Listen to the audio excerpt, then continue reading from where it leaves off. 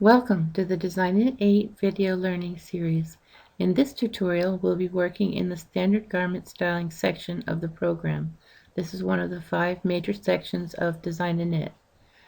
In our first tutorial for standard garment styling, we created a sweater that was the very first sweater that we ever made in Design in Knit and fits my husband well. We hand knit the design, and now we've found a machine knit pattern that we want to knit for him, as the shape for the first sweater came out perfectly.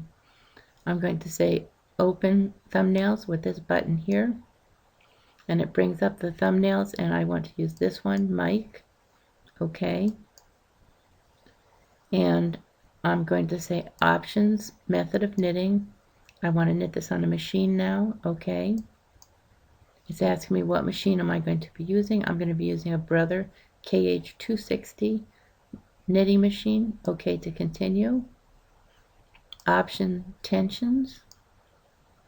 This time I have 4.5 and 6.0 for our tensions, and I'm going to say here 4.5 and 6 for our welt ribbing.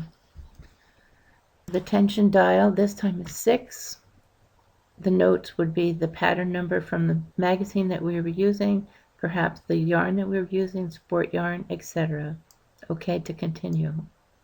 Now we have a sweater, a second sweater that looks identical to the first sweater, and it should because the shape is identical. The only difference is that we've changed the gauge of the knitting so that it will follow along with the gauge that we got with our tension swatch. The last thing we want to do is File, Save As, and we want to go down and save this. We've saved this before, Mike 01, save, and yes, I want to replace it.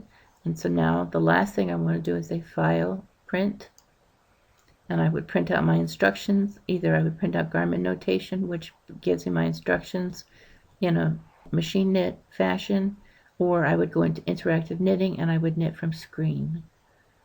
I would say next to see the instructions and print it out, but I'm going to say cancel for now.